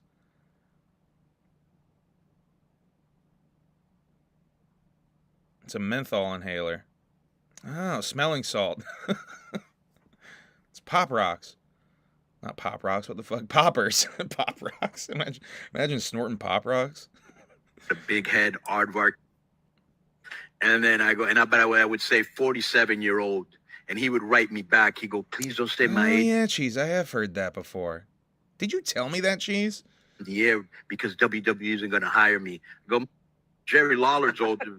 Lawler's older than you. Okay, talent is talent. But they're not going to hire you because, number one, you're making zero effort You know what I'm saying? Facts. They don't know you're there. You know? Right. 1,000%. I just couldn't believe it. Like, he was salty that they never signed him. That's my theory. He's salty. They never. Like they're gonna come and watch JCW like anyone at WWE's watching fucking JCW product to talent scout a new announcer. You gotta send that shit to them, man. It's gone into a whole, resentment for younger maybe people. I don't know, but I just stay away from them. You know what I mean? Yeah. Right. Yeah. So do we. Boom. So hey.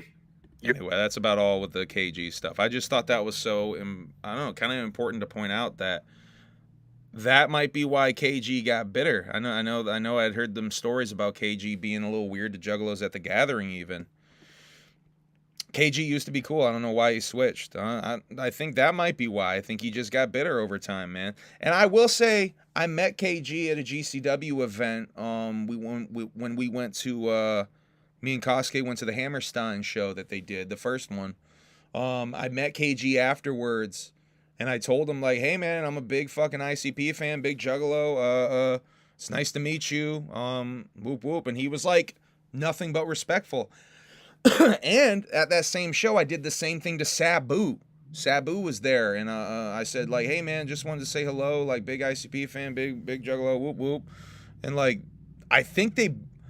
Sabu, KG was cool. Sabu though, Sabu was like, "Why the fuck are you wasting?" Like, he didn't say this to me, mind you.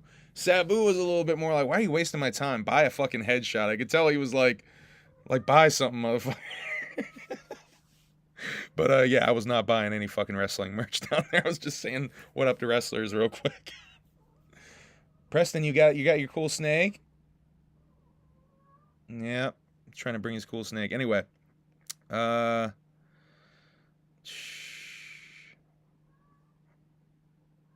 right. Yeah, they talk about Triple Mania after this a little bit and how Jay's going to be walking Mecha Wolf out. Conan and Jay are going to do something with the Brothers of Funstruction too, it seems. Hi, Preston. Preston, bring your snake out here, bud. Bring it to me. Come on. Bring it to me. Can I have it? No. Use that for mommy. Oh. Are you mad that mommy went? Mommy will be right back. Mommy went to go get butter. Or at least that's what she says. She might just be gone forever now.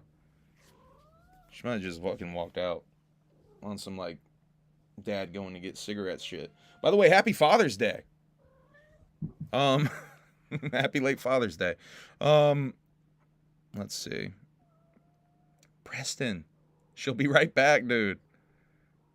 He is the biggest baby. That is the biggest baby in the world. Holy shit. Okay. Brothers of Funstruction going to be working with Conan soon as well. I think it's Jay's going to be working with that gimmick. Anyway. Jay is going to Texas for 3 days to go Sasquatch hunting as well. In the swamplands, they're going to camp out. Says that the guy who owns the land says that there's a baby sass that comes into his backyard and shit. I have some more I can report about this, but I think I'm going to hold off on that for a little bit because I think it'll be better when I hear some more about how this actually goes down. Conan asks, what makes you believe that this guy has a Sasquatch or can access Sasquatch? Jay says sometimes you just got to look at someone in the eyes to see if they're telling the truth. I guess Jay's on some Larry David shit. Just trying to see if people are telling the truth. Conan says, what if he gets killed by a Sasquatch? Jay says, then that would be a dope way to die. He would be stoked to die that way. Jay says he's going to catch it and bring it to AAA for Conan to work a gimmick with the Sasquatch. Asks if he still raps with Shaggy 2 Dope. Jay says he saw him today and that they're doing solo tours right now, doing their own thing right now. Touring with, he mentions Three-Headed Monster kind of adjacently. Let's see. They're doing the Farewell Tour next year, still doing their annual events. Jace here says that he's doing 64 JCW shows in 2024, And that's my clue that he must have seen my video at that point, because that's the number that I said in that video. But then he kind of clarifies 25 city tour, 6-date Hallowicked tour, and maybe another 25 city tour, depending on how that first one goes. Jay then plugs his Instagram, and that's about it. I think let's go into Triple Mania, and we'll close out with Shaggy Show stuff real quick, because there's just one episode of Shaggy Show. So Jay did pull up to Triple Mania. There's a couple of pics. There's the little flyer they used to promo. But yeah, there's Jay with Vamp, Jay with Mecha Wolf and Conan. And he walked Mecha Wolf out. I have that clip here from Mecha Wolf's page. I think that was up. Yeah, that's up there. Hold up. Conan, Triple Mania. Here we go. Y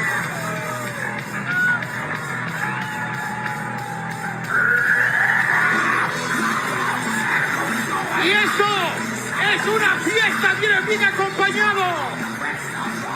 Hoy arribando hasta este ring porque no viene solo, viene acompañado por Monster Wall. Y además con la presencia en esta triple manía del hombre del Insane Clown Posse, Violent J. Yeah. El arribo es del último de su especie, Mecha Wolf. ¡Qué locura! Eran la rebelión. Parecía que el mundo les pertenecía, conquistando títulos en las mayores empresas del mundo. En el momento, uno se fue para Crash, el otro en AAA. There's Jay in Triple Mania. I don't know if he actually did any spots. Did anyone actually watch and see if he did any spots? I think we have to talk about the CM Punk thing now. I think that's what we have to talk about. I think we're almost wrapped up. Oh, we'll talk about the CM Punk thing. Oh, yeah, Umo can translate what was being said just now. That's fresh. Umo with the live translation.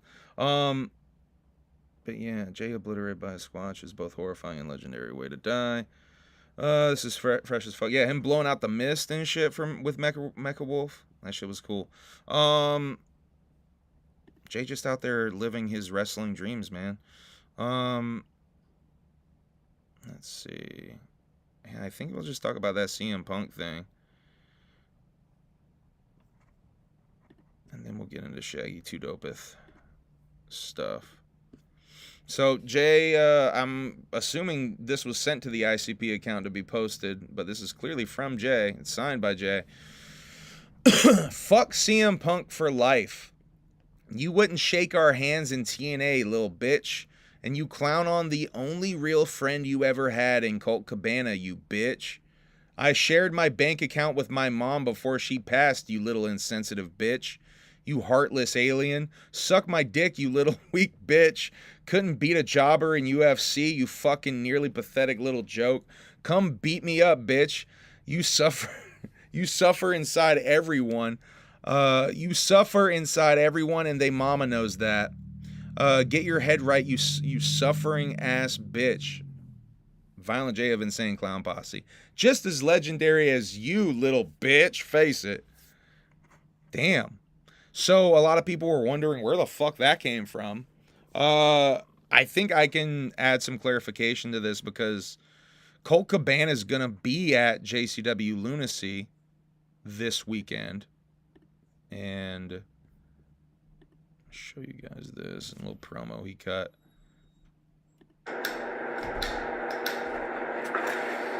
Three things that I'm very passionate about.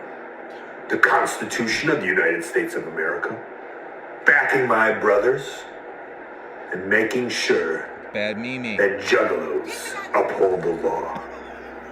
Saturday night, June 22nd at Harpo's in Detroit, I've been put on Juggalo duty. And believe me, when there's Officer Colt, there's police brutality. She's doing it again! Fucking asshole. That's a new record. Get in the goddamn house. That's a new record. Mimi just tried to run outside 4 times. That's a new record. We got a new record. Mimi tried to run out the house 4 times. behind the counter trying to nurse a pinky back to health. What does that mean? A pinky, a baby mouse. She got the little fucking squeeze. Where the fuck she find that? She's had it since this morning. Maya brought it because she found it in her car. Gave it to Lynn. What the fuck? Lynn gave it to Alicia. The mouse has fucking been living in the gas station since this morning. What the fuck? Pound of butter's fucking $9. Shouts out to the gas station prices. I got margarine instead. Fuck that. Hell yeah. Hell yeah. Okay, shouts out to margarine. Okay, I think a Shaggy Show. I think that's it. Oh no, I gotta tell you guys why. That's right. That's right. I'm so off track. So Colt Cabana is coming to JCW this weekend. Clearly Jay had been talking to Colt Cabana, in my opinion. And getting filled in on this drama with CM Punk suing his former best friend, and kind of being a really big piece of shit, talking about CM Punk. CM Punk was talking about how Colt shared his bank account with his mom, and I think casually brought that out at some point while all of that trial mess was going on. Just as a way to sort of denigrate him and shit. Hey, what's up, Hatchet Man Project? Nice to see y'all in here. Shouts out to Hatchet Man Project. But yeah, wild fucking just wildly dickish shit from CM Punk. And also the whole shaking of the hand thing. That's a big thing in wrestling, the whole disrespect of shaking the hand. Allegedly, CM Punk got into a whole altercation with was it Jack? Was it Jack Perry? I think it might have been Jack Perry. That a part of that whole altercation was over some sort of shaking of the hand thing.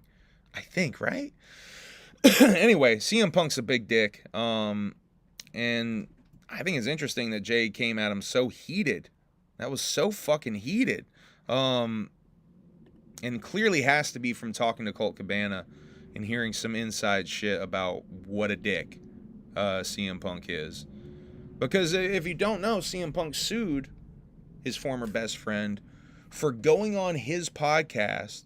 CM Punk going on his platform, his best friend's platform, The Art of Wrestling, and having a fucking brilliant 2-parter, honestly, exposing WWE for some of their practices and some of the ways that they treated and lied to him, mistreated and lied to him about opportunities and letting him work knowing he was injured and shit.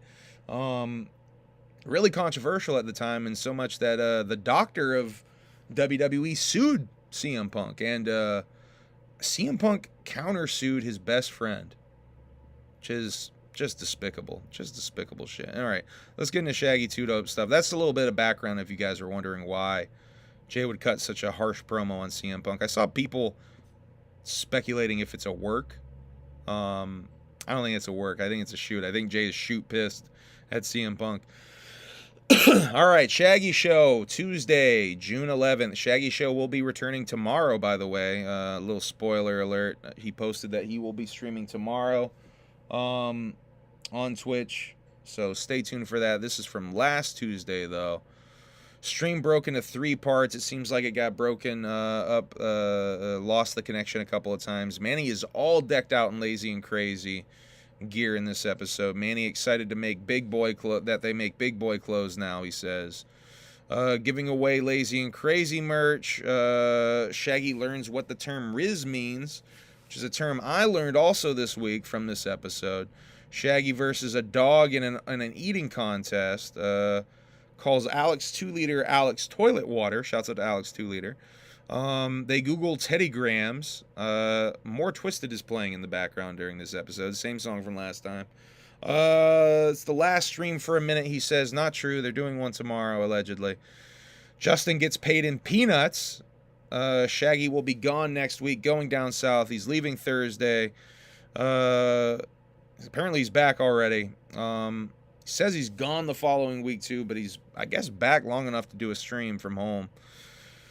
Sounds like the next stream will be Thursday, June 28th after this stream tomorrow, though. Shaggy says the next ICP tour will be in May. You can check out that clip on that video I made about that, which is sort of irrelevant information at this point, but I'm still keeping it up. Fuck it.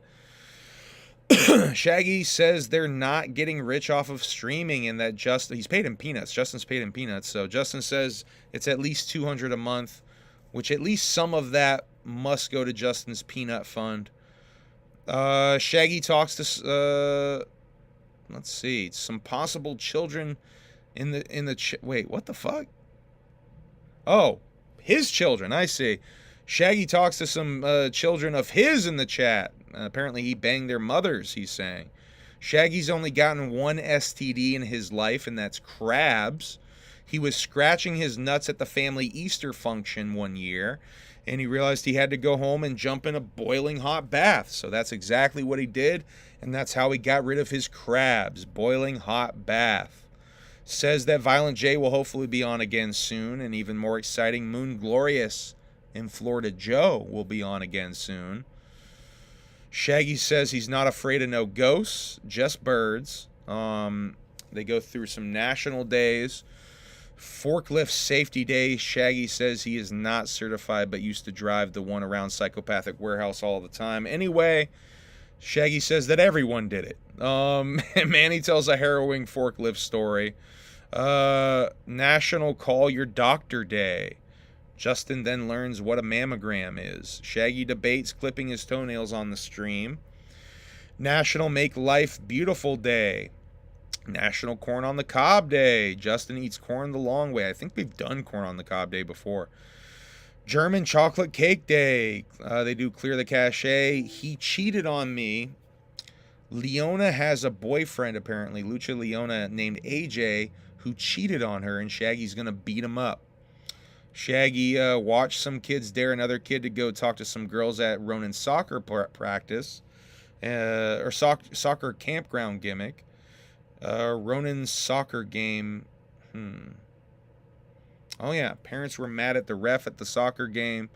Shaggy gets a text from Renee that Ronan and her are listening, and he has to stop talking about whatever he was about to start talking about. Shaggy, let's see. I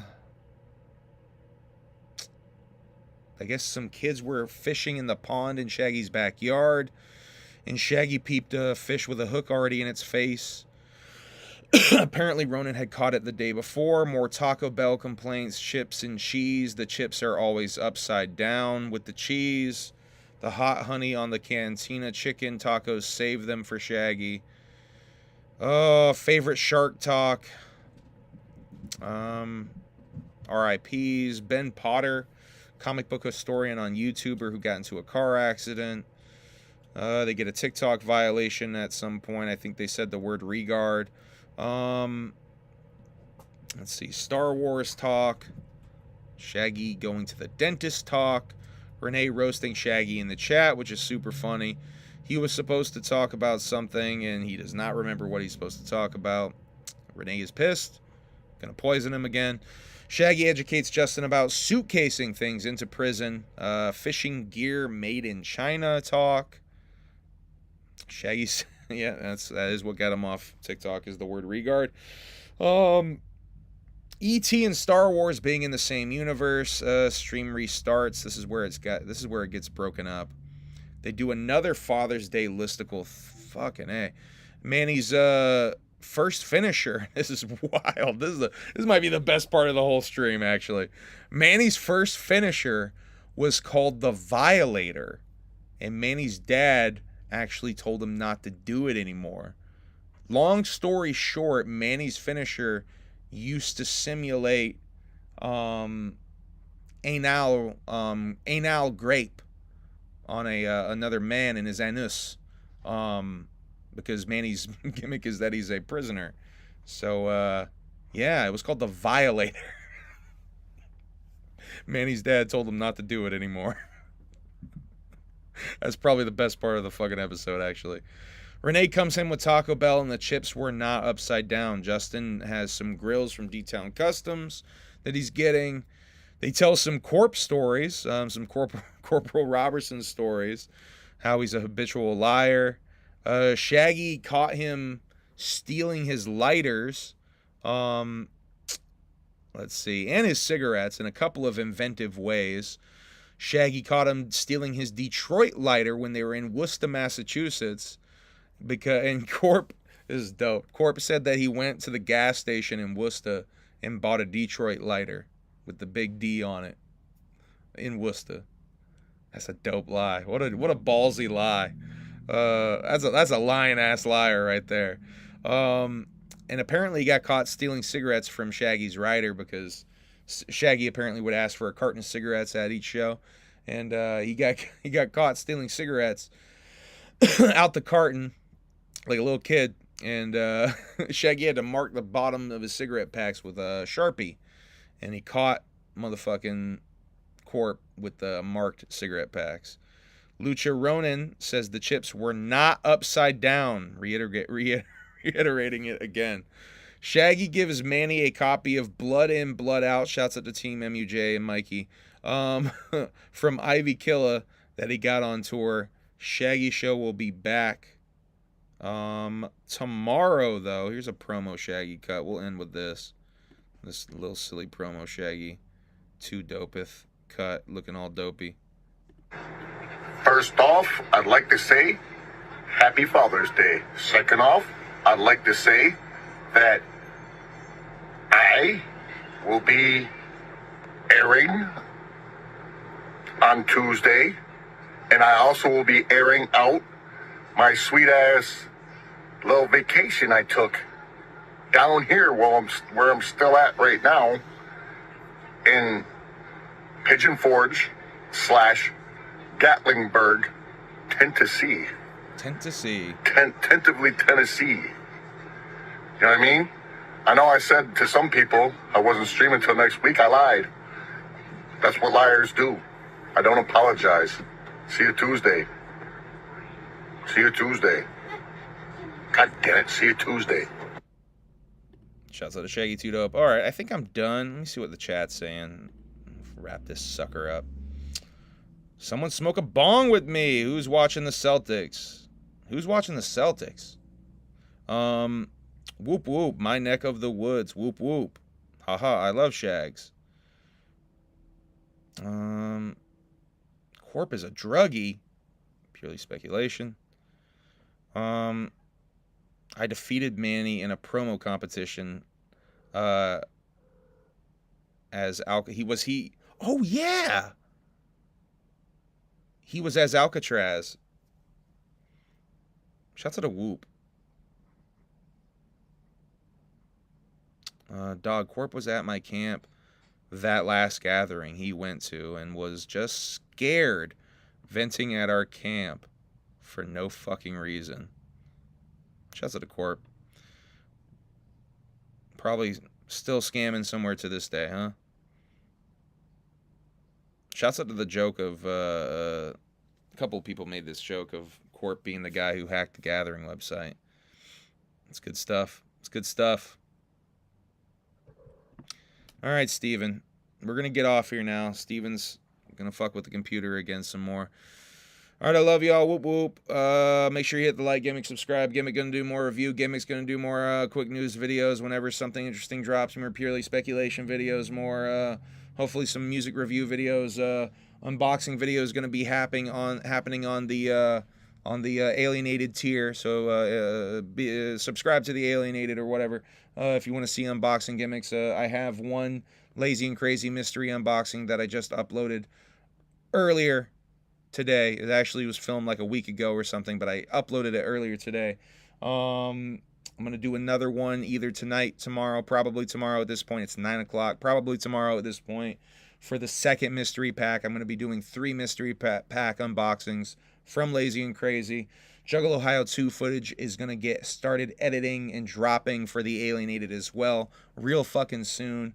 The goal is before the end of the month to have all Juggalo Ohio footage edited and dropped for the Alienated. Juggalo Ohio 1 vlog is out now, exclusive for the Alienated. I haven't really dropped anything.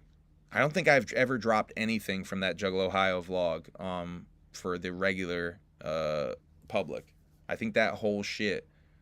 No, there's a couple of clips. Some Darby clips and that Clockwork E. Yeah, the Clockwork E song that's in there, I dropped not exclusively. There's very few clips from that vlog that made it onto the regular tier. Anyway, whoop whoop, have a good night. T-shirts are going to be sent out hopefully next week. I put the numbers in for the order today. So if you got the burner shirt, Whoop Conda, you and Taffy are getting burner shirts for giveaway shits. Izzy, Izanami, getting a burner shirt for giveaway shits. With your Xmas CD pack, by the way. I haven't forgotten about you. Yeah, and thank you to the individuals that ordered that shit. HumbleAmong.com if you would like Sign of the Times CDs. Pre-order up now. July 4th, we're dropping it. All right, whoop whoop. I'm going to upload that shit hopefully tomorrow. July 4th. Another little piece of info. I don't think I said it earlier. July 4th, I think we're dropping it. Yeah, we're dropping it July 4th. Sign of the Times. New Humble Among record produced by Kosuke, July 4th. HumbleAmong.com. Pre-orders for CDs. Hopefully I get the CDs before it drops. If I time this right, I should be able to. All right, y'all. Whoop, whoop. Have a good night. Make sure you hit the like, gimmick, subscribe, gimmick, all the gimmicks. Bye. End broadcast.